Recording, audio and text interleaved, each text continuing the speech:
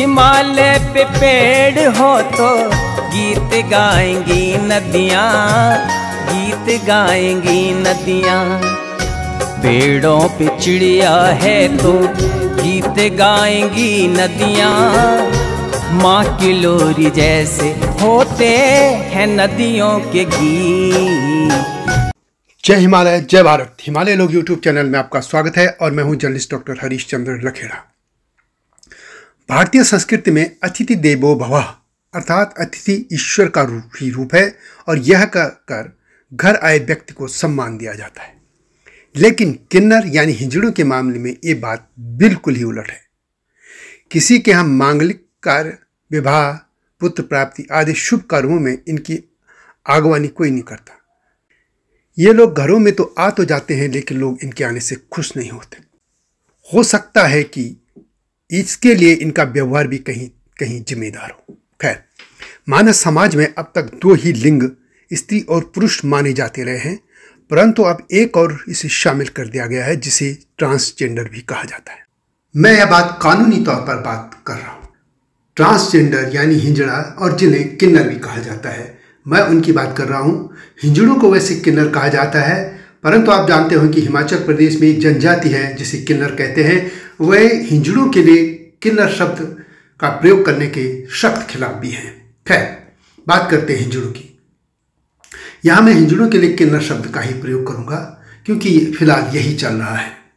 भारतीय इतिहास में आदिकाल से यानी त्रेता युग के रामायण और द्वापर युग के महाभारत में भी किन्नरों की उपस्थिति के प्रमाण मिलते हैं। नारद संहिता में हिजड़ा को हीरा जड़ यानी पवित्र इंसान बताया गया है। महाभारत में इन्हें बृहन्नला तक कहा गया है और अर्जुन कुछ समय तक बृहन्नला भी बनकर रहे थे।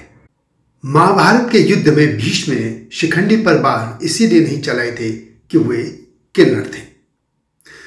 दुख की बात यह है कि समाज जो है आज का भी, वह अपने इस खून का जो इसका रिश्ता है उसको मनुष्य के रूप में उचित स्थान नहीं दे सका है। इस 21वीं सदी में भी इन्हीं किन्नरों की स्थिति वही है जो पहले थी। गिने चुने किन्नर, विधायक, पार्षद या कहीं ठीक ठाक जगह पर पहुंच गए हैं, परंतु बाकी समाज उसी तरह जीने पर मजबूर है जैसे कि सदियों पहले वे जी रहे थे। सन 1871 से पहले भारत के किन्नरों को ट्रांसजेंडर का अधिकार मिला था। सन 1871 में अंग्रेजों ने किन्नरों को क्रिमिनल ट्राइब्स यानी एक अपराधी जनजाति की श्रेणी में डाल दिया। देश की स्वतंत्रता के बाद 1951 में किन्नरों को क्रिमिनल ट्राइब से श्रेणी जो थी उसे बाहर कर दिया गया, परंतु उन्हें वे अधिकार नहीं मिले जिसके वे हकदार थे। विश्व में किन्नर समाज को ट्रांसजेंडर के रूप में मान्यता मिली है। भारत में मुख्य चुनाव आयुक्त रहे टी.एन. शेषन ने 1994 में किन्नरों को वोट देने का अधिकार दे दिया था। इसके बाद 15 अप्रैल 2014 को सर्वोच्च न्यायालय ने उन्हें तीसरे जेंडर की मान्यता भी दे दी। अब बात करते हैं ये किन्नर समाज कैसे रहता है।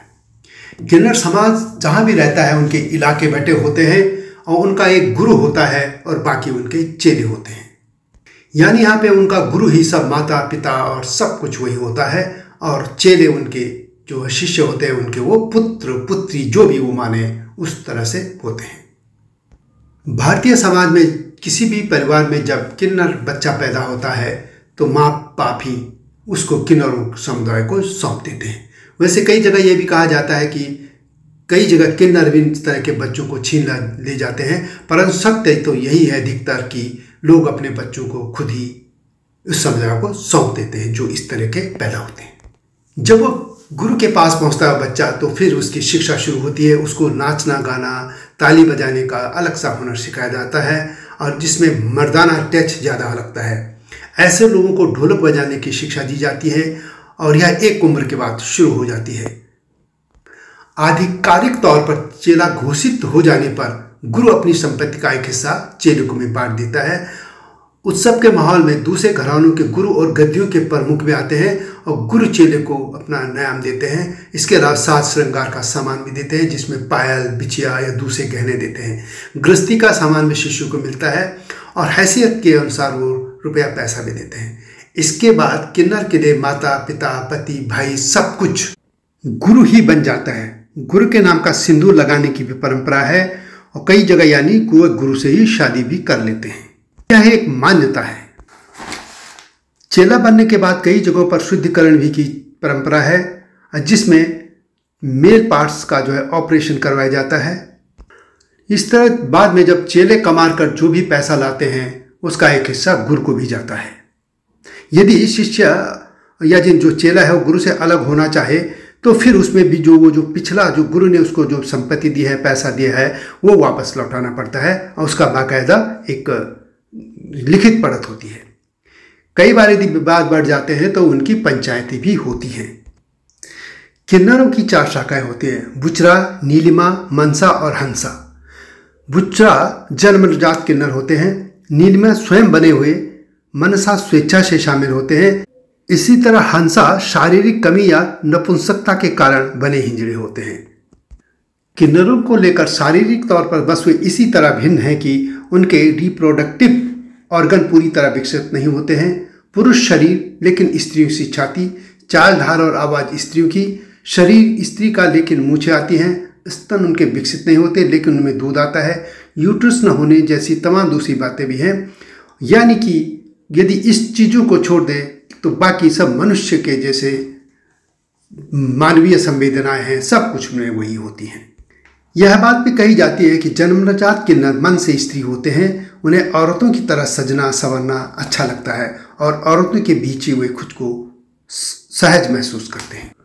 किन्नरों में रिश्ते भी बनते हैं, यानी यदि गुरु है जैसे और उसका चेला, तो ये गुरु के माँ जो भी है, जो उसकी भी जो गुरु रही होगी यानी जिसने उसका पालन पोषण किया होगा, उसको वो दादी गुरु कहते हैं।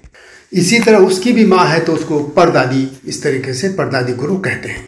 यह बाकायदा इनके घराने होते हैं, इनके क्षेत्र बटे होते हैं और एक दूसरे के क्षेत्र में अक्सर ये कोशिश रहती कि वे न जाए। इन घरानों में वरीयता के आधार पर उत्तराधिकारी जो है घोषित किए जाते हैं। यदि गुरु का निधन हो जाता है उसके बाद जो सबसे वरिष्ठ होता है उसको घराने का गुरु की जो कुर्सी मिलती है।